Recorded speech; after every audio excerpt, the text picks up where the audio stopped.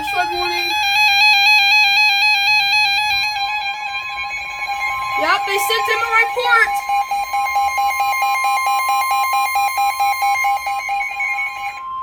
The National Weather Service in Nashville has issued a flash flood warning for southeastern Davidson County in Middle Tennessee, northwestern Rutherford County in Middle Tennessee, until 6:30 p.m. Central Daylight Time.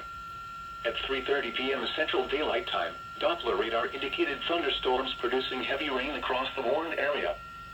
Rainfall rates of 1 to 2 inches per hour are occurring with these storms as they move over the same areas. Flash flooding is expected to begin shortly. Some locations that will experience flooding include Nashville, Smyrna, La Vergne, Antioch, Berry Hill, and Percy Priest Lake. Turn around. Don't drown when encountering flooded roads. Most flood deaths occur in vehicles.